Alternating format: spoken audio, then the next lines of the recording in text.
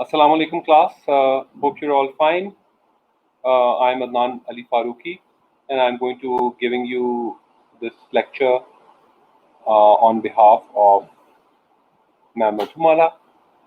आज के जो टॉपिक है बड़ा इंटरेस्टिंग है. इट्स फुल ऑफ एग्जांपल्स और जैसे कि आप स्क्रीन में देख रहे होंगे टॉपिक का नाम foreign policy, determinants, objectives and tools. Before we try to understand what is foreign policy and how it's made और कौन कौन सी चीज़ें उसको इन्फ्लुएंस करती हैं, हम ये जो तीन लफ्ज़ हैं डिटर्मिनेंट्स, ऑब्जेक्टिव्स और टूल्स, इनके बारे में थोड़ा सा क्लैरिफिकेशन बिल्ड कर लेते हैं ताकि आप मिक्सअप ना हो. फर्स्ट ऑफ ऑल डिटर्मिनेंट्स का जो लफ्ज़ है ये डिटर्मिन से निकला है. डिटर्मिन का मतलब इस सेंस में नहीं कि हिम्मत और जज्बा. डिटर्मिन का मतलब यह है कि कौन सी वो चीज़ें हैं जो कि फॉरेन पॉलिसी को बनाने में इन्फ्लुएंस करती हैं, और ये जो इन्फ्लुएंसिंग फैक्टर्स हैं इनको हम डिटर्मिनेंट्स कहते हैं. There are many different factors जो फॉरेन पॉलिसी बनाने में मद्देनजर रखनी पड़ती है. बुनियादी तौर पे एक मुल्क की कोई भी जो पॉलिसी है, चाहे वो फॉरेन पॉलिसी है, एजुकेशन पॉलिसी है, हेल्थ पॉलिसी है,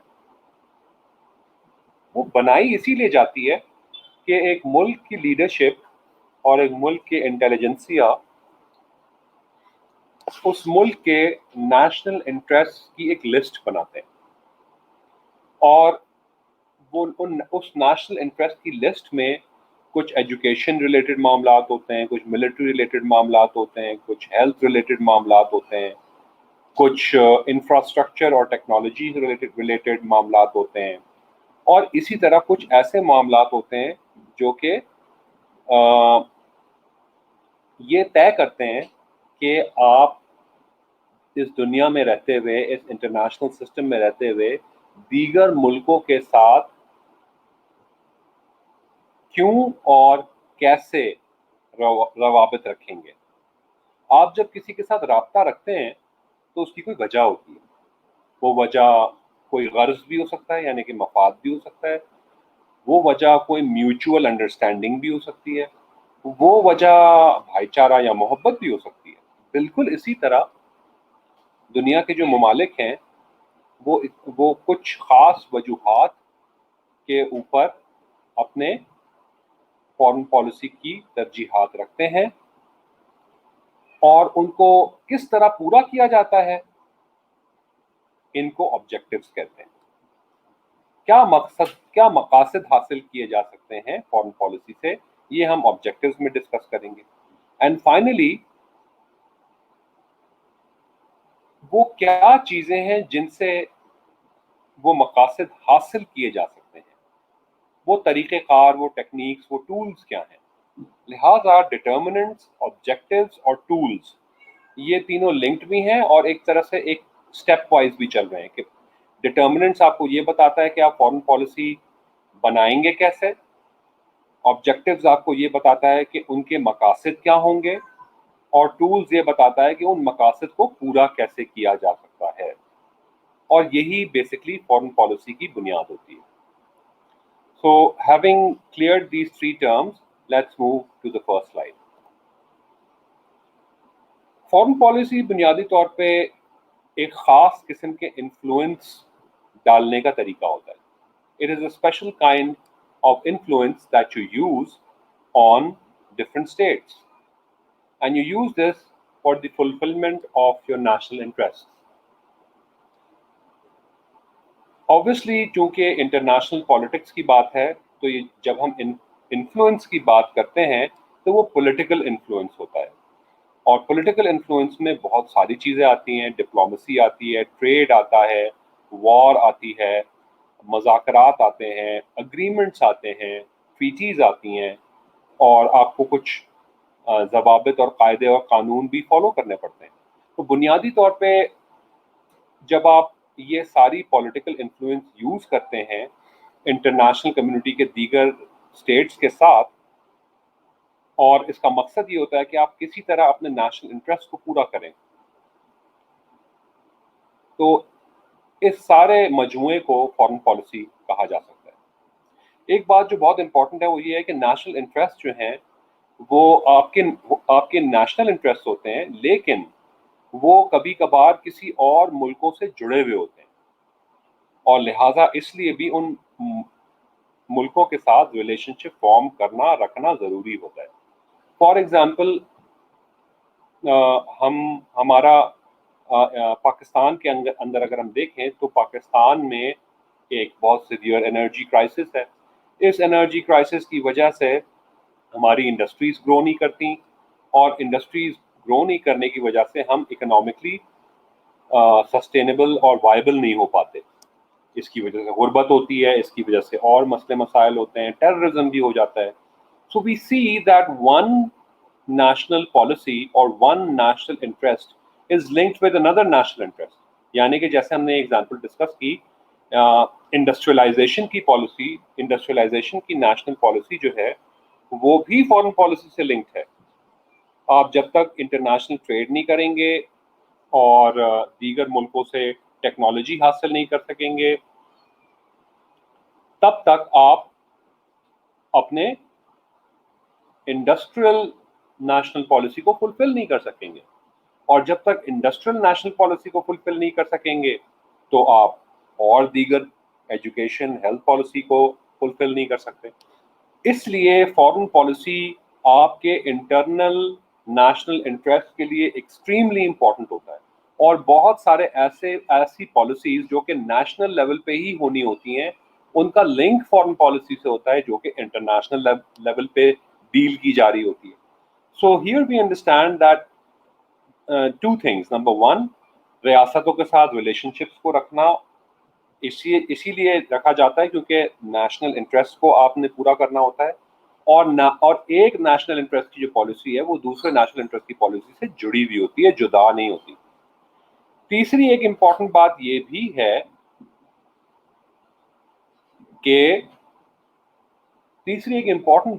بھی ہے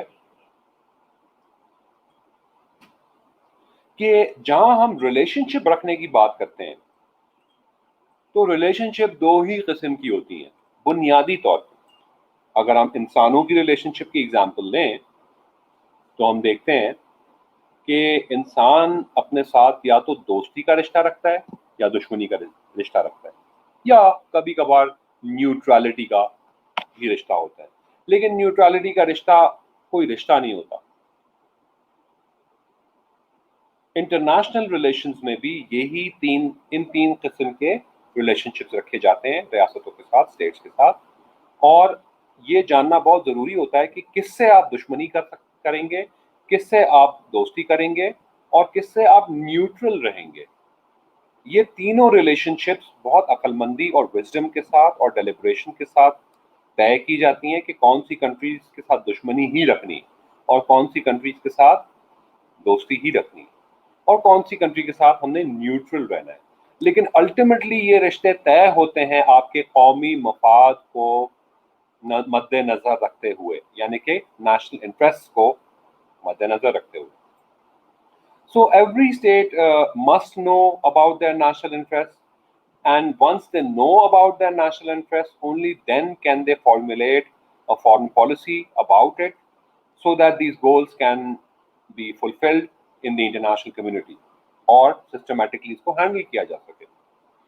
اگر ہم ڈیفینیشن کی بات کریں، ایک سسٹمیٹک ڈیفینیشن کی، تو بہت ساری ڈیفینیشن ہے، لیکن میں نے آپ کے لیے ایک سمپل ڈیفینیشن لی ہے۔ Foreign policy consists of decisions and actions which involve relations between one state with another۔ کہنے کا مقصد یہ ہے کہ کچھ آپ کو ڈیسیشن میکنگ بھی لینی پڑتی ہے فارن پالیسی میں، بہت اہم جز ہے فارن پالیسی کا ڈیسیشن میکنگ، اور دوسرا ان ڈیسیشن وہ جو فیصلے آپ کرتے ہیں ان کے مطابق آپ کو کچھ ایکشنز بھی لینے پڑتے ہیں۔ اگر آپ کسی سے فیصلہ کریں کہ ایک ملک سے ٹریڈ کرنا ہے تو آپ کو وہاں اپنی ایمبیسیز کھولنی پڑتی ہیں، ٹریڈ اٹاشیز بھیجنے پڑتے ہیں، ایمبیسڈرز بھیجنے پڑتے ہیں، ان کے ساتھ ان کو یہ بتانا پڑتا ہے کہ ہم آپ سے کیا خریدنا چاہتے ہیں یا کیا آپ کو بیچنا چاہتے ہیں. اس قسم کی بہت ساری ڈفرینٹ میگنیٹیوڈ اور ڈفرینٹ ورائٹیز کے ڈیسیشنز اور ایکشنز آپ کو لینے پڑتے ہیں. So what are the objectives of foreign policy? Basically 4 main objectives ہوتے ہیں فارن پالیسی کے. یہ تو ہمیں پتہ ہی ہے کہ فارن پالیسی آپ کے نیشنل انٹرسٹ کو لک آفٹر کرتا ہے, ان کو فلفل کرتا ہے. لیکن فارن پالیسی کے آبجیکٹیوز کیا ہوتے ہیں؟ وہ یہ 4 ہیں. نمبر 1, آپ اپنے ملک کی حفاظت کے لیے کام کرتے ہیں. فارن پالیسی اس طرح فریم ہوتی ہے کہ آپ اپنے ملک کی سیکیورٹی بھی انہانس کرتے ہیں. دوسری بات یہ کہ آپ اپنی رعایا کے انٹرسٹ کو سیکیور کرتے ہیں. اور تیسری بات یہ ہے کہ چاہے یہ سیکیورٹی اور رعایا یا عوام کے جو انٹرسٹ ہیں وہ چاہے ملک کے اندر ہوں یا ملک کے باہر ہوں, ان کو آپ پروٹیکٹ کرتے ہیں. اس کی ایک ایگزامپل دیکھ لیتے ہیں. ٹیریٹوریل انٹیگریٹی یعنی کہ اپنے ملک کی دفاع اور اپنے ملک کی ساورنٹی کو انٹیکٹ رکھنا اور اس سے ریلیٹڈ انٹرسٹ. ہم کون بھول سکتا ہے کہ جب پاکستان اور انڈیا کی 1971 کی وار ہوئی تھی تو ذوالفقار علی بھٹو صاحب نے ایک بہت ڈائنامک سپیچ کی تھی یونائٹڈ نیشنز میں جا کے. اور اسی طرح کون بھول سکتا ہے پریزیڈنٹ ٹوٹو جو ایک افریقن ریپبلک ہے, اس کے پریزیڈنٹ ہیں. انہوں نے بھی اپنی قوم کے لیے بہت زبردست سپیچز کی, ڈپلومیٹکلی اپنے آپ کو انٹرنیشنل کمیونٹی میں اپنے بارے میں اویئرنیس کریٹ کی. یہ سارے معاملات اس لیے ضروری ہوتے ہیں کیونکہ آپ بات چیت کے ذریعے ہی قوموں کو کنونس کر سکتے ہیں کہ آپ ہمارا ساتھ دیں یا آپ ہمارے ساتھ مل جائیں. اگر آپ کے کسی اور ملک کے ساتھ کوئی میوچل بینیفٹس ہیں تو اور اس کو نہیں پتہ ہے تو آپ اس کو بات چیت, پریزنٹیشن اور گفتگو کے ذریعے ہی اس کو باور کروائیں گے. لہٰذا اس طرح آپ اپنی ٹیریٹوریل پروٹیکشن بھی کرتے ہیں. اس کے اندر یہ بھی آتا ہے کہ جیسے آپ ابھی دیکھتے ہیں کہ ہم ڈپلومیٹکلی بہت ایکٹیو ہوئے ہیں کشمیر کے معاملے میں, اور انڈیا کی جو آرمز ریس یا ہتھیاروں کے حصول کی جو اس کی جو خواہش ہے اس کے بارے میں ہم اویئرنیس کریٹ کرتے ہیں کہ اس کی وجہ سے خطے کا امن جو ہے وہ قائم نہیں رہے گا. لہٰذا یہ چیزیں جب آپ کرتے ہیں تو اس سے ہوتا یہ ہے کہ آپ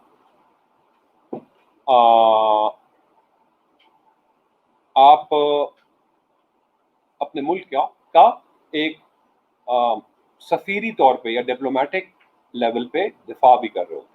اور جب آپ یہ کرتے ہیں تو ظاہر سی بات ہے سٹیزنز کا بھی دفاع کر رہے ہوتے ہیں.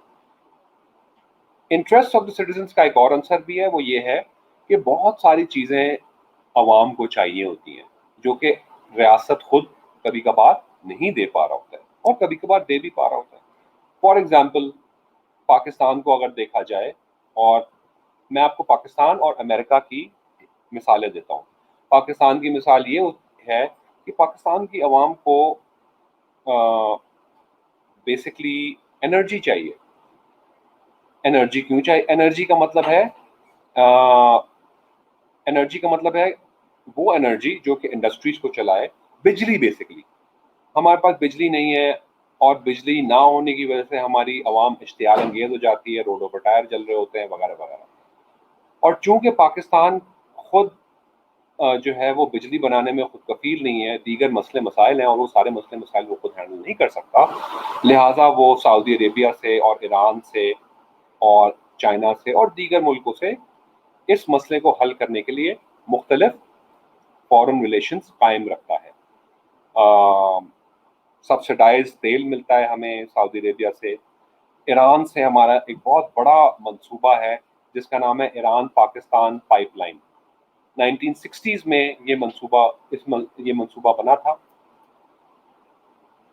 اور بدقسمتی سے ابھی تک یہ ہو نہیں پایا ہے. اس کی کیا وجوہات ہیں؟ آف کورس فارن پالیسی سے ہی ریلیٹڈ اس کی وجوہات نہیں ہیں، لیکن بنیادی طور پہ ہمیں یہ دیکھنے کی ضرورت ہے کہ فارن پالیسی ان ساری چیزوں کو پروٹیکٹ اور پروملگیٹ بھی کرتا ہے، یعنی کہ بڑھاتا ہے۔ مینٹین پوائنٹ نمبر 2 ہے to maintain relationships with other states, اور یہ ڈیسائیڈ کریں کہ آپ ان کے ساتھ کانفلکٹ رکھنا چاہتے ہیں یا کوآپریشن رکھنا چاہتے ہیں۔ یہ ہم پچھلے سلائیڈ میں بھی ڈسکس کر چکے ہیں کہ رشتے دو ہی قسم کے ہوتے ہیں، یا تو کنفلکچوئل یا تنازع کے اوپر، یا کوآپریشن کے اوپر۔ ہمارا انڈیا کے ساتھ تنازع ہے کشمیر اور دیگر معاملات کے اوپر، پانی کے اوپر، ڈیمز کے اوپر، ریورس کے اوپر، لہٰذا ہم اسے دوستی کا ہاتھ نہیں بڑھا سکتے جب تک یہ سارے مسئلے مسائل حل ہوں۔ لہٰذا ہماری انڈیا کے ساتھ ایک دشمنی کا ہی رشتہ ہے، اور ہم اس دشمنی کے رشتے کو ہی نبھاتے ہیں، یہ بھی فارن پالیسی کا حصہ ہے۔ ضروری نہیں ہے کہ آپ جنگ کریں ہر وقت، آپ فارن پالیسی کے ذریعے بہت ساری ایسی چیزیں کر سکتے ہیں جس سے جنگ بچ بھی سکتی ہے، اور آپ کا دشمنی کا رشتہ بھی آپ اس سے فائدہ اٹھا سکتے ہیں۔ اسی طرح ہم دیکھتے ہیں کہ ٹرکی کے ساتھ، چائنا کے ساتھ ہمارے کوآپریشن کے تعلقات ہیں، اور ہم ان سے دوستی رکھتے ہیں۔ بعض اوقات یہ بھی ہوتا ہے کہ میں آپ کو جو پچھلا پوائنٹ سمجھا رہا تھا اس میں نے امریکہ کی ایگزامپل آپ کو نہیں دی، لیکن اب دے دیتا ہوں۔ امریکہ کو کے انٹرسٹ کیا ہے؟ امریکہ کا انٹرسٹ یہ ہے کہ اس کی بہت بڑی پاپولیشن ہے، one of the biggest population of the world, اور اس کو اشیاء خرد و نوش چاہیے، اس کو فیول چاہیے، اس کو گاڑیاں چاہیے، اس کو پلاسٹک کے بنی ہوئی چیزیں چاہیے، اس کو لوہے کی بنی ہوئی چیزیں چاہیے، بہت ساری چیزیں چاہیے، اور وہ ساری چیزیں امریکہ خود نہیں بناتا، لہٰذا وہ چائنا سے بہت ٹریڈ کرتا ہے اشیاء خرد و نوش کے لیے، دیگر ممالک ساؤتھ امریکہ سے اور مڈل ایسٹ سے اور پاکستان سے اور انڈیا سے بہت سارا امپورٹ ایکسپورٹ کرتا ہے، تو لہٰذا امریکہ کی بھی کچھ ضروریات ہوتی ہیں، اور اس طرح وہ اپنی سٹیزنز کے انٹرسٹ کو پروٹیکٹ کرتا ہے۔ تیسرا پوائنٹ یہ ہے کہ ڈپلومیسی کا ایک بہت امپورٹنٹ ایلیمنٹ یہ ہوتا ہے کہ آپ اپنی اکنامک کو فروغ دیں۔ آپ کے اکنامک انٹرسٹ بہت امپورٹنٹ ہوتے ہیں۔ اکنامک یہ بعض اوقات یہ ڈیبیٹ چل جاتی ہے کہ اکنامک انٹرسٹ زیادہ امپورٹنٹ ہے یا ملٹری انٹرسٹ، تو اس کا جواب یہی ہے کہ دونوں اتنے ہی امپورٹنٹ ہیں۔ اگر آپ اکانومکلی اسٹرانگ ہوں گے، یہ غور سے بات سن لیجیے گا، اگر آپ اکانومکلی اسٹرانگ ہوں گے تبھی آپ ملٹریلی اسٹرانگ ہو سکتے ہیں۔ ٹینک، توپ، میزائل خریدنے کے لیے آخرکار پیسہ چاہیے ہوتا ہے، اور اگر آپ اکنامکلی اسٹرانگ ہوں گے تو آپ کو اپنی پروٹیکشن کے لیے یہ ساری چیزیں چاہیے بھی ہوں گی۔ لہٰذا بہت سارے ملک جو کمزور ہوتے ہیں ان کے اوپر طاقتور ملک دھاوا بول دیتے ہیں، اور ان کی اکنامک کمزوری اور ملٹری کمزوری کی وجہ سے یہ سارا ہوتا ہے۔ اس کی ایک بہت اچھی مثال لیبیا ہے۔ لیبیا ایک نیوکلیئر پروگرام بنا رہا تھا اپنا، اور اس نے چند سال پہلے یہ فیصلہ کیا کہ میں نیوکلیئر پروگرام اپنا رول اپ کر دیتا ہوں۔ لیبیا اکنامکلی ایک وائبل ملک ہے، کیونکہ وہاں بہت سارا سونے کے ذخائر ہیں، اور it is one of the major oil producing countries of the world. لیکن باوجود اس کے اس کے پاس اکنامکس سنبھالنے کے لیے سونا اور تیل ہے، اس نے غلطی کیا کی؟ اس نے غلطی یہ کی کہ militarily Libya is very weak, اور اس نے اوپر سے اپنا نیوکلیئر پروگرام بھی رول ڈاؤن کر دیا۔ اتنے بڑے ملک کے پاس، اگر آپ جاننا چاہیں، سوال ہے کہ اس کے پاس کتنی سب مرینز تھیں، تو اس کا جواب یہ ہے کہ صرف ایک، اور وہ بھی بہت آؤٹ ڈیٹڈ۔ لہٰذا اگر آپ ملٹریلی اسٹرانگ نہیں ہوں گے تو آپ کی اکنامک اسٹرینتھ کوئی اور لوٹ کے لے جائے گا۔ Therefore, the promotion of economic interest and the promotion and protection of military interests are linked together, and they're both extremely important parts of foreign policy. Economic interest کو پرسو کرنے کے لیے آپ ٹریڈ کرتے ہیں، ٹریڈ کرنے کے لیے آپ کو مختلف ملکوں میں ایمبیسیز کھولنی پڑتی ہیں, کمرشل اتاشیز وہاں بھیجنے پڑتے ہیں. کمرشل اتاشیز بیسکلی امبیسڈرز ٹائپ کے ہی لوگ ہوتے ہیں, لیکن وہ صرف ٹریڈ اور کامرس کو ہینڈل کر رہے ہوتے ہیں. اتنا امپورٹنٹ ہے, آپ اندازہ لگائیں کہ انٹرنیشنل ٹریڈ اور انٹرنیشنل کامرس ایک ملک کے لیے, کہ اس کے لیے ایک خاص ٹیم بھیجتا ہے مختلف ملکوں میں. ہمارے انٹرنیشنل اتاشیز یورپ کے ملکوں میں بھی ہیں, امریکہ کے ملکوں میں بھی ہیں, چائنا میں بھی ہیں, مڈل ایسٹ میں بھی ہیں.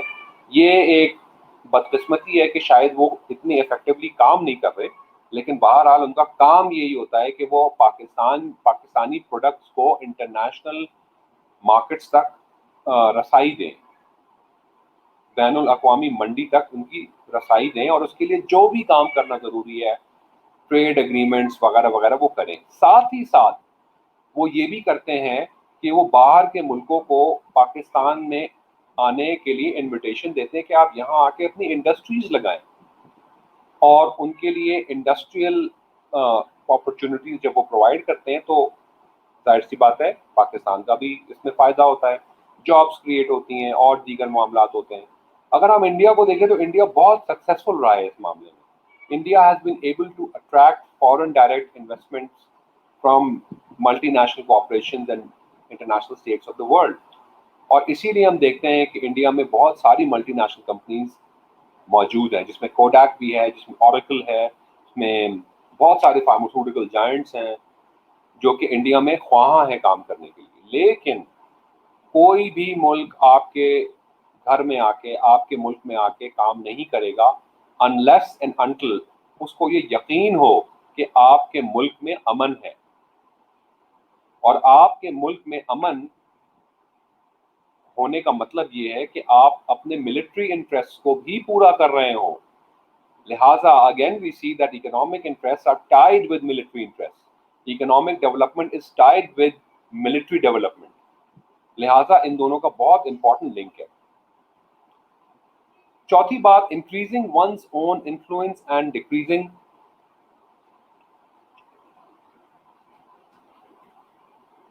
چوتھی بات یہ ہے کہ آپ اپنے انفلوئنس کو بڑھاتے ہیں اور اپنی ڈپینڈنسی کو ڈکریز کرتے ہیں. بہت امپورٹنٹ پوائنٹ ہے. ہر ملک کی خواہش ہوتی ہے کہ وہ بین الاقوامی سطح پر اپنی انفلوئنس بڑھائے, اس کی بات مانی جائے. ایک بجلی نہیں کنٹرول ہو گئی.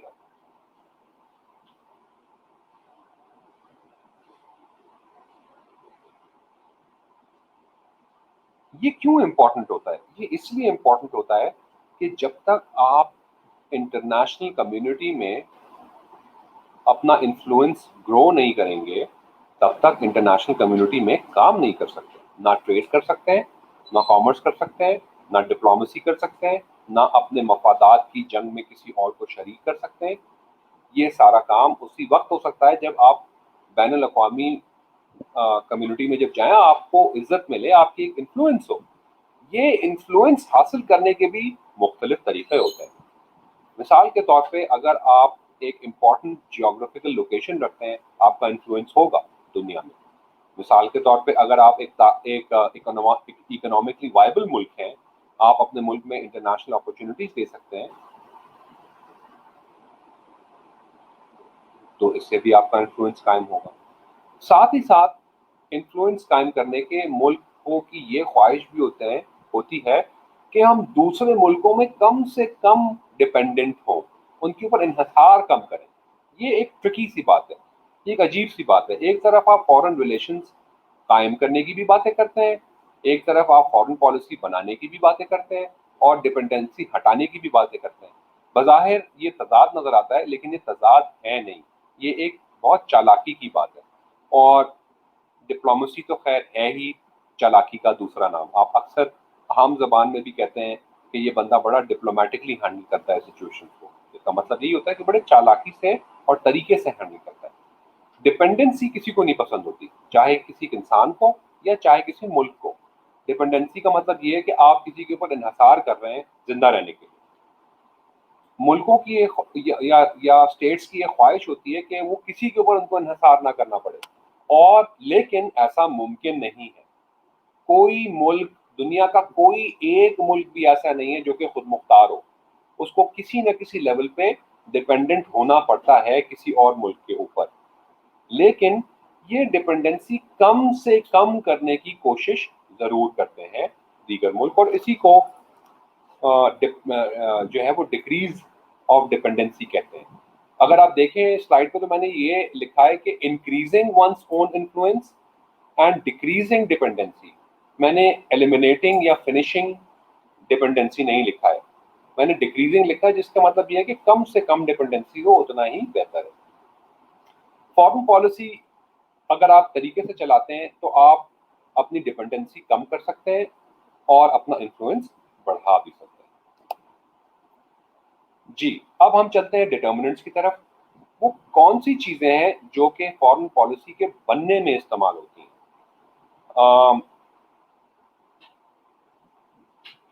ہر کنٹری اس لحاظ سے مختلف ہوتی ہے، کچھ کنٹریز کے اوپر کچھ خاص چیزیں اثر انداز ہو رہی ہوتی ہیں جس کی وجہ سے وہ فارن پالیسی اپنی اسی طریقے کی بناتی ہیں، اور مختلف کنٹریز کے اوپر مختلف چیزیں اثر انداز ہو رہی ہوتی ہیں، لہٰذا یہ ایک بہت ہی براڈ اور جنرل سینس میں سمجھنے کی ضرورت ہے۔ ہر کنٹری کے ڈٹرمننٹس الگ ہوتے ہیں، لیکن ٹوٹل ڈٹرمننٹس ہم نے سسٹمیٹکلی آئی کی ڈسپلن میں اس کو کیٹیگرائز کیا ہے، ہم وہی دیکھیں گے۔ بنیادی طور پہ دو قسم کے ڈٹرمننٹس ہوتے ہیں۔ ڈٹرمننٹس کا مطلب میں پہلے بھی بتا چکا ہوں کہ وہ کیا what are the factors which determine the making of foreign policy, and these are known as determinants. So determinants or factors or influential factors آپ کچھ بھی سمجھ سکتے ہیں، لیکن ہم determinants کا ہی لفظ استعمال کریں گے۔ There are basically two kinds of determinants: internal factors and external determinants. Internal factors and external factors, or they're also called as internal determinants and external determinants. یہ دونوں کیا ہیں ہم نے یہ لکھا ہوا ہے، ہم ان کو ڈیٹیل میں نیکسٹ سلائڈ پہ ڈسکس کریں گے۔ انٹرنل ڈٹرمننٹس آف فارن پالیسی، سب سے پہلے اس میں سائز آتا ہے۔ جتنا بڑا ایک ملک ہے اتنا ہی بڑی اس کی پاپولیشن ہوگی، اتنی ہی بڑی اس کی جیوگرافیکل باؤنڈری ہوگی، اور جتنی بڑی جیوگرافیکل باؤنڈری ہے اس کا مطلب یہ ہے کہ اتنا ہی مشکل اس کو کانکر کرنا ہے، اور اتنا ہی زیادہ چانسز ہے کہ اس کے اندر ریورز ہوں گے، فارسٹ ہوں گے، معدنیات ہوں گے، پہاڑ ہوں گے، اور یہ ان چیزوں میں بہت ساری بینیفٹس چھپے ہوئے ہوتے ہیں۔ ہم دیکھتے ہیں کہ بلوچستان کے پہاڑوں میں ہمیں سوئی گیس کی کانیں ملی ہیں۔ ایٹ دا سیم ٹائم اگر ہم بات کریں، ہمارے پاس ریورز ہیں، فارسٹ ہیں، ان کو ایگریکلچر کے لیے بہت افیکٹولی یوز کیا جا سکتا ہے۔ اور جہاں تک آپ کی عوام کی بات ہوتی ہے تو عوام جتنی بڑی ہوگی اس عوام کو کانکر کرنے کے لیے 10 دفعہ ایک ملک سوچے گا، اور عوام جو ہے وہ اس طرح سے بھی امپورٹنٹ ہوتی ہے کہ اگر وہ پڑھی لکھی ہوگی تو وہ اس ملک کے انٹرسٹ کو پرسو اور فلفل کرنے کے لیے ایک بہت اہم کردار ادا کر رہی ہوتی ہے۔ The engineers, doctors, managers, media professionals, scholars, etc., all these professions contribute towards the importance of a state, and all these things ultimately contribute towards the dynamics of making foreign policy. The second one is geography. آپ دنیا کے کس خطے میں ہیں آپ کا ملک، اور وہ کن دیگر ملکوں سے اس کی باؤنڈریز ملتے ہیں، یہ بہت امپورٹنٹ پوائنٹ ہے۔ یہ برا بھی ہو سکتا ہے اور اچھا بھی ہو سکتا ہے۔ اگر ہم پاکستان کی جیوگرافی دیکھیں تو وہ افغانستان سے بھی مل رہا ہے، CIS کنٹری سے بھی مل رہا ہے، ایران سے بھی مل رہا ہے، انڈیا سے بھی مل رہا ہے، چائنا سے بھی مل رہا ہے، تھوڑا سا اوپر چلے جائیں تو رشیا کے ساتھ بھی رسائی ہے، اور یہ سارے ملک جو ہیں یہ مڈل ایسٹ سے ملتے ہیں۔ لہٰذا اگر مڈل ایسٹ سے کسی کو پاکستان آنا ہے اور پاکستان اور انڈیا سے کسی کو مڈل ایسٹ جانا ہے تو اس کو پاکستان سے ہی گزر کے جانا پڑے گا۔ پاکستان ایک ان سارے ملکوں کے بیچ میں بیٹھا ہوا ہے، کنیکٹنگ برج ہے، اور اس لیے بھی پاکستان کی بہت زیادہ امپورٹنس ہے. اس وجہ سے بھی ہم دیکھتے ہیں کہ جو سپر پاورز ہیں ان کی ہمیشہ پاکستان کے اوپر نگاہ رہتی ہے، کیونکہ اس سے بہت سارے مسئلے مسائل معاملات ہوتے ہیں. ایک قوم کا کلچر اور ہسٹری کیا ہے کیا نہیں، یہ بہت امپورٹنٹ ہے، اور کوئی بھی قوم یہ اجازت نہیں دیتی اپنی لیڈرشپ کو کہ ان کے کلچر سے سے سے ہٹتی ہوئی فارن پالیسی بنائی جائے. ہمارا کلچر obviously اسلامک بھی ہے، ہمارا کلچر کلچر میں ریلیجن بھی آتا ہے، کلچر میں لینگویج بھی آتی ہے، کلچر میں بہت ساری چیزیں آتی ہیں، لیکن ایک قوم کی امنگیں جو ہیں وہ اپنے کلچر سے بھی جڑی ہوئی ہوتی ہیں، اور کوئی قوم یہ اجازت نہیں دیتی کہ اس کے کلچر کے خلاف کوئی فارن پالیسی بنے یا ایسی فارن پالیسی بنے جو کہ اس کے کلچر کو دبا رہی ہو. ساتھ ہی ساتھ کچھ ایسی قومیں ہیں، کچھ ایسے نیشنز ہیں جن کا کلچر بہت امپورٹنٹ ہو گیا ہے، اور چونکہ وہ قومیں بہت امپورٹنٹ ہیں جیسے کہ امریکہ ہو گیا، چائنا ہو گیا، تو ہم دیکھتے ہیں کہ ان کے کلچرز کس طرح انفلوئنس کر رہے ہیں پوری دنیا کو. آج دنیا کا کوئی ایسا حصہ نہیں ہے جہاں چائنیز ایز اے لینگویج نہیں سیکھی جاتی، اور ایسا کوئی ایسا حصہ نہیں ہے جہاں انگلش بولی نہیں جاتی. ایسا کوئی حصہ نہیں ہے دنیا میں جہاں چائنیز گڈس نہ ملتے ہوں، اور ایسی کوئی جگہ نہیں ہے جہاں امریکن پولیٹیکل انفلوئنس نہ ہو. یہ کلچر کی طاقت ہوتی ہے، لہٰذا کلچر کو فارن پالیسی سے اس طرح سے لنک کیا جا سکتا ہے. نیکسٹ پوائنٹ ہے اکنامک ڈیولپمنٹ. ایک ملک کتنا اکنامکلی ڈیولپڈ ہے یا کتنا ویک ہے، یہ ایک بہت اہم چیز ہے اس کی فارن پالیسی کو پورا کرنے کے لیے. مثال کے طور پہ اگر آپ نے آپ نے یہ سمجھا ریسرچ کے ذریعے کہ آپ کے لیے بہت امپورٹنٹ ہے کہ آپ پلاسٹک کی انڈسٹری لگائیں. ایک ایگزامپل دے رہا ہوں. آپ کو پلاسٹک کی انڈسٹری لگانے کے لیے اب آپ کو کچھ خاص انفراسٹرکچر چاہیے، آپ کو بجلی چاہیے، آپ کو پانی چاہیے، آپ کو ایسے انجینئر چاہیے جو کہ وہ پلانٹ چلا سکیں، ایسے سول انجینئر چاہیے جو کہ وہ پلانٹ بنا سکیں، اور یہ ساری چیزیں اکنامک ڈیولپمنٹ سے جڑی ہوئی ہوتی ہیں.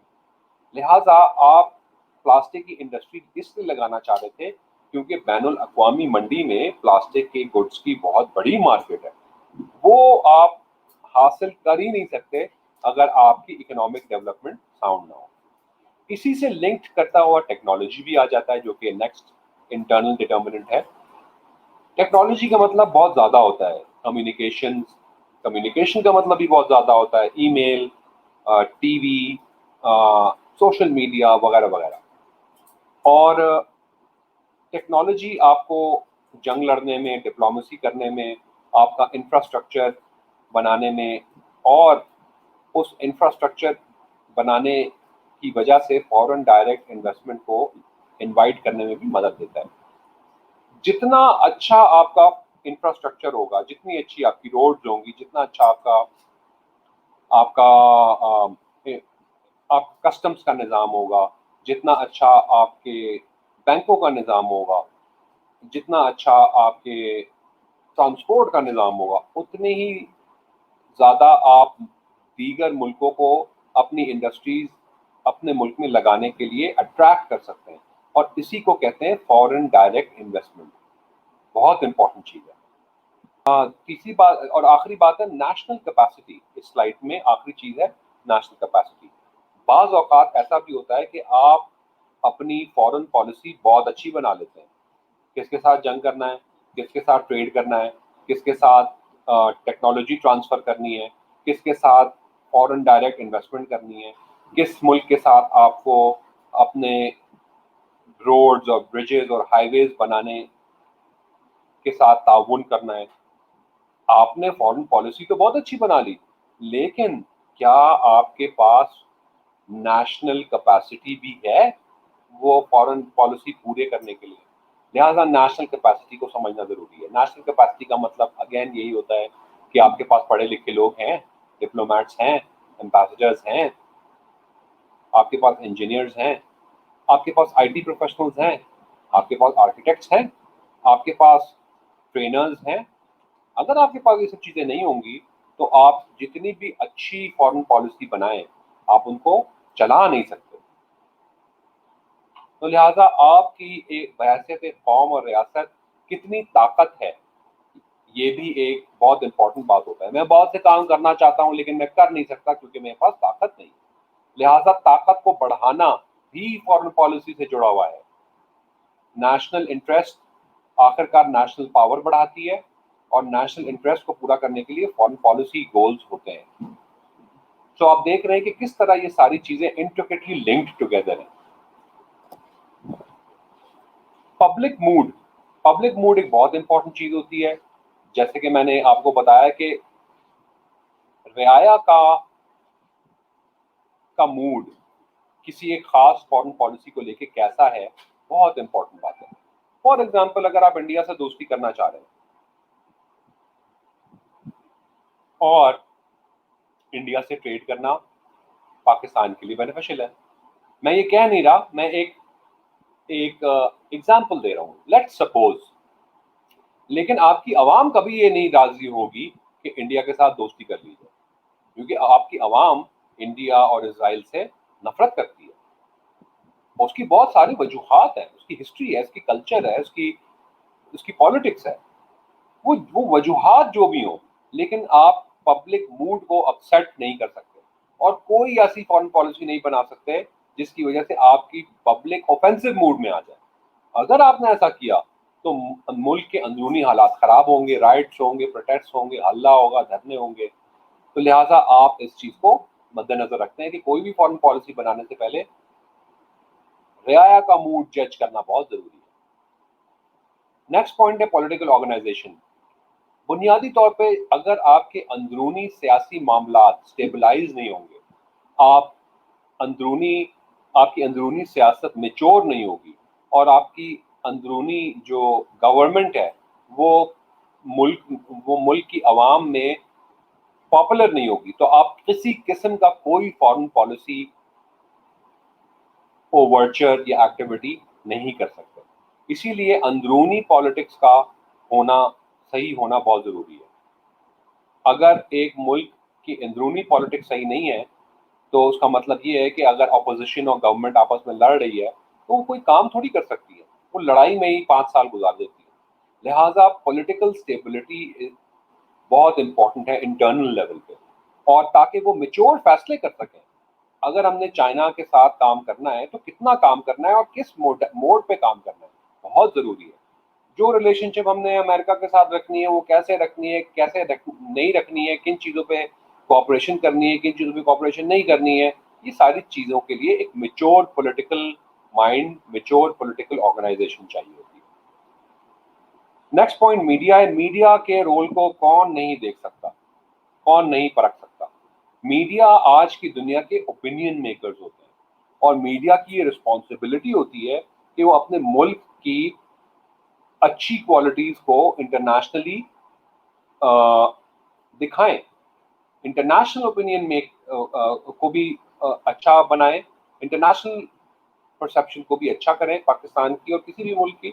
اور انٹرنلی بھی اگر اندرونی حالات خراب ہیں تو میڈیا ان حالات کو بگاڑ بھی سکتی ہے مزید، یا عوام کو اشتعال انگیزی سے روک بھی سکتی ہے. لہٰذا میڈیا کو گورنمنٹ کے ساتھ اور گورنمنٹ کو میڈیا کے ساتھ بہت کلوزلی کام کرنا چاہیے. Political accountability. اگر آپ کے ملک میں کرپشن ہے، اگر آپ کے ملک میں کے لیڈرز کرپٹ جانے جاتے ہیں انٹرنیشنل کمیونٹی میں، تو کوئی ملک آپ کے ساتھ کسی قسم کے روابط نہیں رکھنا چاہتا. نہ آپ کے ساتھ کوئی ٹریڈ کرنا چاہتا ہے، نہ آپ کے ساتھ کوئی ٹیکنالوجی ٹرانسفر اور کرنا چاہتا ہے، نہ آپ کے ساتھ کوئی کام کرنا چاہتا ہے، نہ آپ کے ساتھ کوئی سلام علیک بھی نہیں کرنا چاہتا. کیا آپ ایک کرپٹ انسان کے ساتھ سلام علیک رکھتے ہیں؟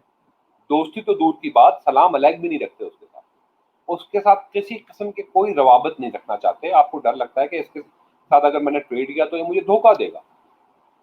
لہٰذا کرپشن ایک بہت امپورٹنٹ چیز ہے، اور اس کو انٹرنلی اس کی اکاؤنٹیبلٹی کرنا ایک بہت امپورٹنٹ چیز ہے، ورنہ آپ کی فارن پالیسی نہیں چل سکتی. لیڈرشپ اگر آپ کی ایجوکیٹڈ نہیں ہے، اس کو پتہ ہی نہیں ہے کہ انٹرنیشنل پالیٹکس کیا ہے، اس کو پتہ ہی نہیں ہے کہ قومی مفاد کیا ہے، اور وہ آنیسٹ نہیں ہے، تو انَّ لِلَّهِ وَإِنَّا إِلَيْهِ راجعون کے علاوہ آپ کچھ نہیں پڑھ سکتے. اسی لیے یہ بہت امپورٹنٹ ہے کہ آپ اپنی لیڈرشپ جو چنتے ہیں الیکشنز کے ذریعے ان کو بہت بہت غور و فکر کے ساتھ چوز کیا جائے. ساتھ ہی ساتھ آبویسلی آپ کا جو لیڈر ہے اس کو انٹیلیجنٹ ہونا چاہیے, اس کو ڈومیننٹ ہونا چاہیے, اس کو چارمنگ اس کی پرسنالٹی ہونی چاہیے. نہیں تو لیڈرشپ اگر بے وقوف ہوتا ہے تو انٹرنیشنل کمیونٹی میں بھی اس کی عزت نہیں ہوتی, اور اس ملک کا ایک نمائندہ ہوتا ہے, وہ ایک سب سے بڑا نمائندہ ہوتا ہے. ٹرمپ جو امریکہ کا پریزیڈنٹ ہے بہت بے وقوفانہ باتیں کرتا ہے, اس سے نقصان اٹھاتا ہے. اور کبھی کبھار کوئی اتنا بڑا ملک نہیں ہوتا لیکن اس کی لیڈرشپ بہت اچھی ہوتی ہے, اور اس سے امپریس ہو کے وہ اس کی انٹرنیشنل کمیونٹی میں ایک ورتھ بن جاتی ہے. اس کی مثال ٹرکی لے سکتے ہیں, اس کی مثال ڈاکٹر مہاتر محمد لے سکتے ہیں جو کہ ملیشیا ہوتی ہے. ایکسٹرنل ڈٹرمننٹس کیا ہوتے ہیں جی؟ ایکسٹرنل ڈٹرمننٹس بنیادی طور پہ وہ ایسی چیزیں ہوتی ہیں جو کہ ملک کو بیرونی طور پہ انفلوئنس کرتی ہیں کہ اور اس کی فارن پالیسی کو ایک خاص طریقے کے بنانے میں فورس کرتی ہیں. وہ کیا ہے وہ دیکھتے ہیں. اس میں سب سے پہلے ہے پاور سٹرکچر. انٹرنیشنل سسٹم جو ہے اس میں بہت سارے ملک ہیں, اور اس انٹرنیشنل سسٹم میں رہتے ہوئے ان ملکوں کے اوپر بہت سارے انٹرنیشنل پریشرز ہوتے ہیں. اور چاہے کوئی بھی ملک جتنا چھوٹا ہو یا جتنا بڑا ہو, چاہے وہ ایک ہیجیمون ہی کیوں نہ ہو, سب سے بڑا ملک کیوں نہ ہو, وہ ان پریشر سے اپنی جان نہیں چھڑا سکتا. امریکہ جو کہ گلوبل ہیجیمون ہے وہ کیوں نہیں چائنا کو نیست و نابود کر دیتا, یا نارتھ کوریا کو کیوں نہیں نیست و نابود کر دیتا, یا ایران کو کیوں نہیں نیست و نابود کر دیتا؟ دشمن ہے نا ان کے. بار بار یہ کہتا ہے یہ میرے دشمن ملک ہے, لیکن ان کے لیے یہ پاسبل نہیں ہے. یہ اس لیے پاسبل نہیں ہے کیونکہ وہ انٹرنیشنل سسٹم میں دیگر ملکوں کے ساتھ بھی اس کے ریلیشن شپس ہیں, اور وہ دیگر ممالک یہ اجازت نہیں دیں گے کہ آپ ایران کے ساتھ یہ کریں, اجازت نہیں دیں گے کہ آپ چائنا کے ساتھ یہ کریں, اجازت نہیں دیں گے کہ آپ نارتھ کوریا کے ساتھ یہ معاملات کریں. لہٰذا بڑے سے بڑا ملک ہو یا چھوٹے سے چھوٹا ملک, انٹرنیشنل پریشر اس کے اوپر آتا ہے اور وہ اس کی فارن پالیسی کو افیکٹ کرتا ہے. انٹرنیشنل آرگنائزیشنز بھی اسی طرح افیکٹ کرتے ہیں آپ کی پالیسیز کو, چاہے وہ ریجنل لیول پہ ہو یا انٹرنیشنل لیول پہ. اگر آپ یو این کی بات کریں تو اس کے دو باڈیز ہیں, یونائٹڈ نیشن سیکورٹی کاؤنسل جس کو میں نے یو این ایس سی لکھا ہے, اور یونائٹڈ نیشنز جنرل اسمبلی جس کو میں نے یو این جی اے لکھا ہے.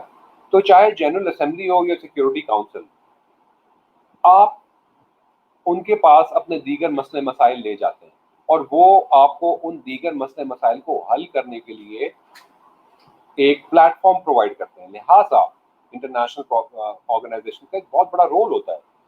اگر آپ اس کو صرف پالیٹکس سے ہٹ کے بھی بات کریں تو اسی طرح ریجنل آرگنائزیشن جیسے سارک ہے, اس میں انڈیا, پاکستان, بنگلہ دیش, بھوٹان اور اس ساؤتھ ایشیا کے خطے کے بہت سارے ملک انوالوڈ ہیں, وہ بھی اس چیز کو یوز کرتے ہیں, ان پلیٹ فارمز کو یوز کرتے ہیں. Reaction of the international communities are third point of external determinants. آپ کسی قسم کی فارن پالیسی جو بناتے ہیں اس کے پیچھے آپ کو یہ خیال ضرور رکھنا پڑتا ہے کہ آپ ڈپینڈنٹ ہیں دنیا کے دیگر ملکوں کے اوپر, جس کو ہم انٹر ڈپینڈنس کہتے ہیں, اور انٹر کنیکٹڈ بھی ہیں, یعنی کہ آپ دیگر ملکوں کے ساتھ مختلف معاملات کی وجہ سے جڑے ہوئے بھی ہیں, اور یہ کمپرومائز یعنی کہ ان کو نقصان نہیں پہنچایا جا سکتا. لہٰذا اگر آپ کوئی ایسی فارن پالیسی بناتے ہیں جس سے آپ کا انٹر ڈپینڈنس اور انٹر کنیکٹڈنس ہارم ہوتا ہے, وہ فارن پالیسی آپ نہیں ایکسرسائز کر سکتے. اس کی مثال یہ ہے کہ مثال کے طور پہ آپ اگر کسی ایک ملک کے ساتھ ٹریڈ کر رہے ہیں, لیکن وہ ملک اور اس ملک کے ساتھ آپ ٹریڈ کرتے ہیں اور کوئی دغے بازی کر دیتے ہیں, تو وہ ملک آپ کا یہ جو آپ کے معاملات ہیں یہ پوری دنیا دیکھے گی اور پوری دنیا ایک ریاکشن شو کرے گی اس کے لیے. لہٰذا یہ ریاکشن جو آپ دوسرے ملکوں کے دماغ میں ڈال دیں گے وہ بہت ضروری ہے، کیونکہ اسی آپ مختلف ملکوں کا موڈ جو ہے وہ اچھا رکھنا چاہتے ہیں. اگر آپ ایک ملک کے ساتھ زیادتی کرتے ہیں یا بدماشی کرتے ہیں یا بے ایمانی کرتے ہیں تو اس سے دیگر ملکوں کے موڈ بھی خراب ہوتے ہیں. لہٰذا آپ کو ہر ملک کا جو اسپیشلی وہ ملک جو کہ آپ کے لیے امپورٹنٹ ہے اس کے موڈ کا اور اس کے ریاکشن کا بھی خیال رکھنا پڑتا ہے. The fourth point is alliances. Alliances بہت امپورٹنٹ ہوتے ہیں اس لیے کیونکہ آپ اس کو ملٹری کے لیے، alliances کا مطلب ہے گٹھ جوڑ بنانا. یہ گٹھ جوڑ آپ ملٹری کوآپریشن کے لیے یوز کر سکتے ہیں، اسٹریٹجک کوآپریشن کے لیے یوز کر سکتے ہیں، ٹریڈ کو انہانس کرنے کے لیے، ٹیکنالوجی سیکھنے کے لیے، اپنے لیبر کو دوسرے ملکوں میں جا کے کام کرنے کے لیے. یہ بہت امپورٹنٹ چیزیں ہوتی ہیں اور ان کے لیے ٹریٹی سائن ہوتی ہیں، انٹرنیشنل اگریمنٹ سائن ہوتے ہیں. لہٰذا آپ کو کچھ خاص ملکوں کے ساتھ الائنسز فارم کرنے پڑتے ہیں. فار ایگزامپل اگر ہم امریکہ کی بات کرتے ہیں تو اس کے الائنسز ہیں، یورپ کے ساتھ الائنسز ہیں، آسٹریلیا کے ساتھ الائنسز ہیں، جاپان کے ساتھ، اور وہ دیگر امور میں ایک دوسرے کے ساتھ کوآپریٹ کرتے ہیں. ساتھ ہی ساتھ اگر آپ پاکستان کو دیکھیں تو اس کا چائنا کے ساتھ الائنس ہے، رشیا کے ساتھ ایک الائنس بنتے ہوئے نظر آ رہا ہے، سعودی عربیہ، ایران. بہت ضروری ہوتا ہے کہ خطے کے ملکوں کے ساتھ اور انٹرنیشنل اور خطے سے نکلتے ہوئے ملکوں کے ساتھ بھی آپ کے الائنسز ہوں. اور آخری پوائنٹ ہے پرسیپشن مینجمنٹ، اس کو ہم ڈسکس کر چکے ہیں، لیکن بنیادی طور پہ یہ ہوتا ہے کہ کوئی بھی فارن پالیسی آپ بناتے ہیں یا تو اس کی وجہ سے آپ کی عزت میں اضافہ ہوتا ہے یا آپ کی ذلت میں اضافہ ہوتا ہے. تو آبویسلی ہر ملک کے لیے امپورٹنٹ ہوتا ہے کہ وہ اپنی شان، اپنی وقار اور اپنی پریسٹیج کو انٹرنیشنل کمیونٹی میں مینٹین کرے، نہ کہ اپنے لیے بے عزتی کا سامان کرے. بدقسمتی سے پاکستانی پاسپورٹ جس انٹرنیشنل ایئرپورٹ میں جاتا ہے جو تو اس کو بہت خطرناک طریقے سے ڈیل کیا جاتا ہے، کیونکہ آپ کی پرسیپشن کیا ہے، دنیا آپ کو کس طرح دیکھتی ہے، دہشت گرد ملک، چور ملک، کرپٹ ملک، انڈر ڈیولپڈ ملک، جاہل ملک. تو آپ کو اسی طریقے سے ریسپشن ملتا ہے. آپ میں سے کچھ لوگ شاید دبئی بھی گئے ہوں گے، کچھ لوگ ملیشیا گئے ہوں گے، کچھ لوگ اور ملکوں میں گئے ہوں گے. جب آپ وہاں جاتے ہیں تو آپ کو شک کی نگاہ سے دیکھا جاتا ہے. لہٰذا انٹرنیشنل پرسیپشن یا امیج کو بہت امپورٹنٹ ہے مینیج کرنا. اور ایک شخص جب ایک پاکستانی باہر جاتا ہے تو وہ اپنے ملک کا امبیسڈر بن جاتا ہے، چاہے وہ 2 دن کی چھٹی کے لیے جائے یا 5 سال کی پڑھنے کے لیے جائے یا 10 سال کی امیگریشن کر کے وہاں کام کر رہا ہو. جو حرکتیں آپ وہاں کریں گے، اگر اچھی حرکتیں کریں گے تو آپ کا پورا ملک کا پرسیپشن چینج ہوگا، اور بری حرکتیں کریں گے تو آپ پورے اپنے ملک کے پرسیپشن کو ڈیمیج کر رہے ہوتے ہیں. آخر میں ہم دیکھیں گے کہ tools of foreign diplomacy, foreign policy کیا ہوتے ہیں. تو سب سے امپورٹنٹ ٹول آبویسلی ڈپلومیسی ہوتا ہے. ڈپلومیسی بنیادی طور پہ فارن پالیسی کو امپلیمنٹ کرنے کا ایک ذریعہ ہوتا ہے، اور ڈپلومیسی کرنے کے لیے آپ ایمبیسیز فارم کرتے ہیں دیگر ملکوں میں، وہاں اپنے ایمبیسڈرز یا سفیر بھیجتے ہیں، ڈپلومیٹس بھیجتے ہیں اور ان ملکوں کے ساتھ اچھے تعلقات رکھتے ہیں. یہ 9 طریقوں سے کیا جا سکتا ہے جن کو ہم 9 ٹریکس کہتے ہیں. آپ کی گورنمنٹ بھی یہ کام کر سکتی ہے، گورنمنٹ ٹو گورنمنٹ، یعنی کہ پاکستان کی گورنمنٹ اور چائنا کی گورنمنٹ آپس میں سفارت کاری کرتی ہے ایک سرکاری لیول پہ. اس کو ہم کہتے ہیں گورنمنٹ لیول آف ڈپلومیسی. دوسری بات ہوتی ہے ٹریک 2 جس کو ہم پروفیشنل کانفلکٹ ریزولوشن بھی کہتے ہیں. کوئی بھی امپورٹنٹ بندہ آپ کے ملک کا یہ کام کر سکتا ہے. کچھ لوگ ایسے ہوتے ہیں جو کہ آپ کے ملک کے لیے بہت امپورٹنٹ جاتے ہیں اور ان کی انٹرنیشنل کمیونٹی میں بہت زیادہ عزت ہو جاتی ہے. ہم دیکھتے ہیں بل گیٹس کی پوری دنیا میں عزت ہے کیونکہ وہ مائکروسافٹ کا اونر ہے، لہٰذا وہ اب اپنے ملک کی ڈپلومیسی کے لیے کام کر رہا ہے.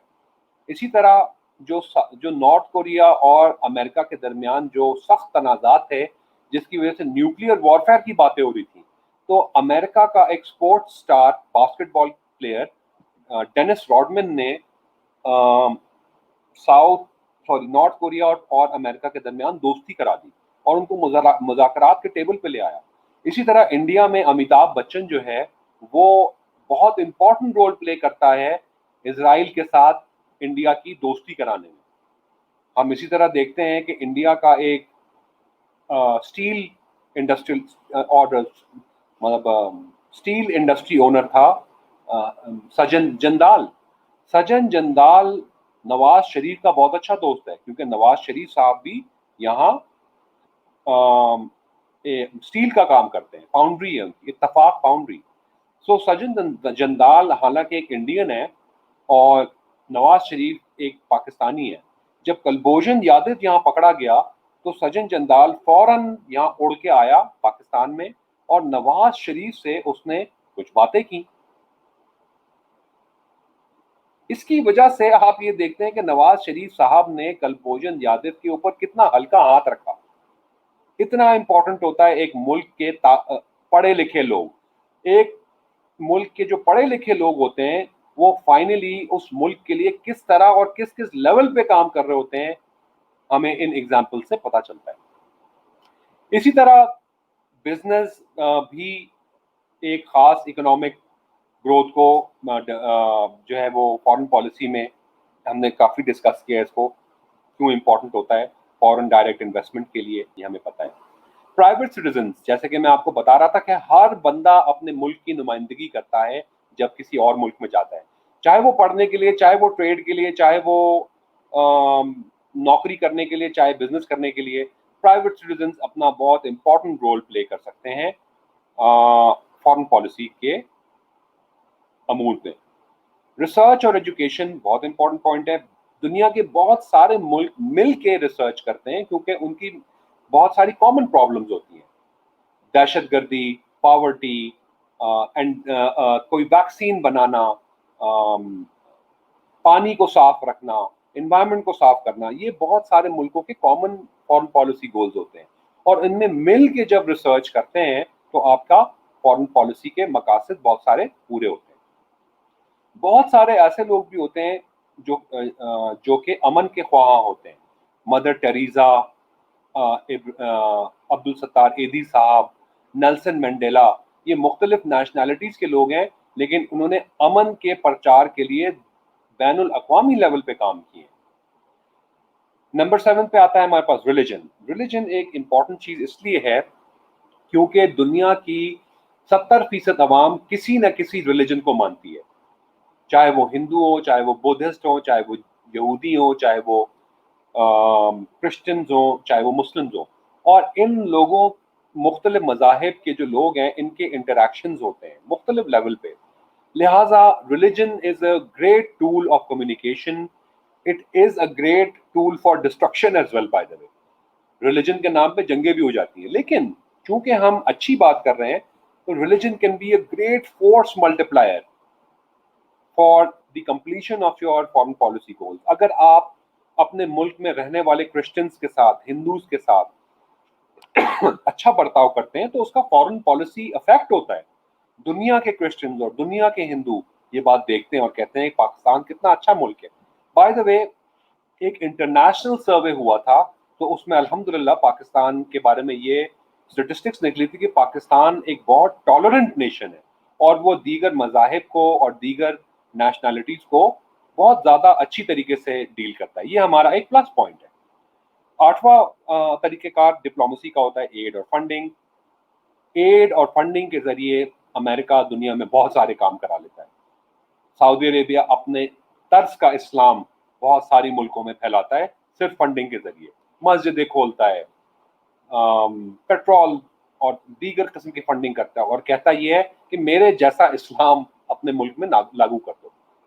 اس کی ایک مثال انڈونیشیا بھی ہے، اس کی ایک مثال ملیشیا بھی ہے. اور ظاہر سی بات ہے اپنا پولیٹیکل انفلوئنس تھرو فنڈنگ سعودی عربیہ بہت جگہ کرنا چاہتا ہے.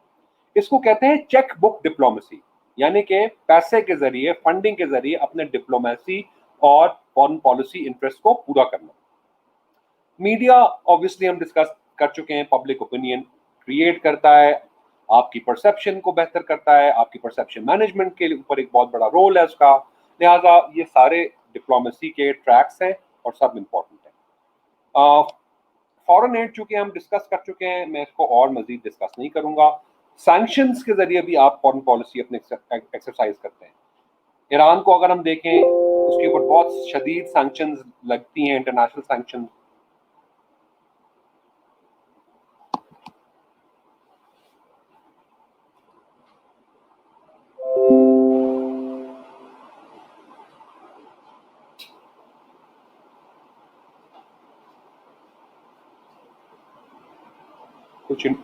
कुछ इंटरप्शन हो गया है, मैं इसको देख रहा हूं।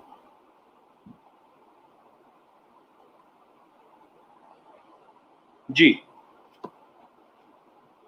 तो लिहाजा हम देखते हैं कि एक मुल्क पे जो सैंक्शंस लगते हैं वो उस मुल्क को दीगर मुल्कों के साथ रवाबित कायम करने के लिए रोकता है।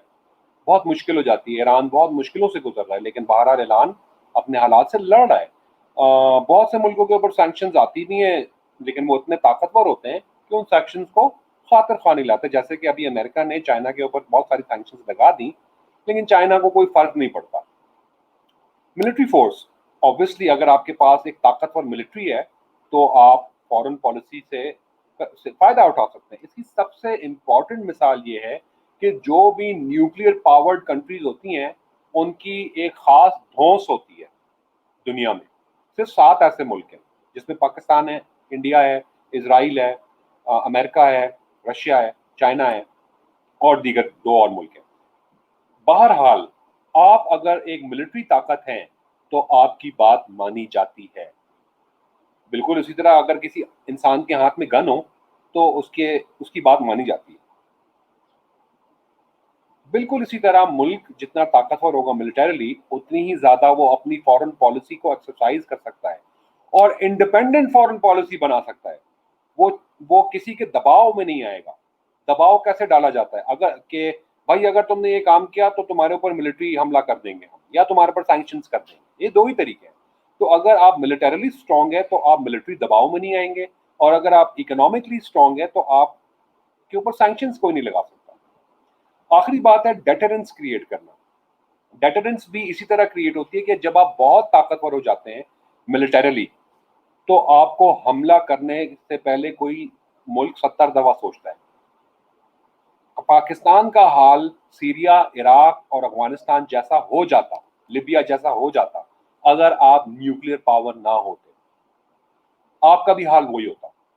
लेकिन चूंकि आप एक न्यूक्लियर पावर हैं और आपके पास एक अच्छी मिलिट्री फोर्स है, लिहाजा आपके साथ कोई इंडिया या आपके दीगर दुश्मन मुल्क आपसे लड़ने या आपके साथ पंगा लेते हुए सोचते हैं।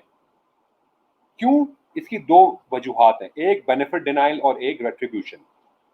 इसका मतलब ये है कि डेटरेंस आपने क्रिएट की तो उसका मतलब ये है कि आपने दीगर मुल्कों को बता दिया कि मुझसे छेड़खानी मत करना, मैं इतना ताकतवर हूं कि तुम मुझसे छेड़खानी नहीं कर सकते। तो आप इस अमल को कहते हैं डेटरेंस क्रिएट करना। और इसके 2 वजूहात होते हैं। नंबर 1, आप ये बावर करा देते हैं कि अगर तुमने मेरे साथ कोई मिलिट्री के साथ कोई इंटरवेंशन करने की कोशिश की या मेरे ऊपर हमला करने की कोशिश की, तो तुम जो भी मकासद या जो भी इंटरेस्ट लेना चाह रहे हो वो तुम्हें नहीं मिलेगा।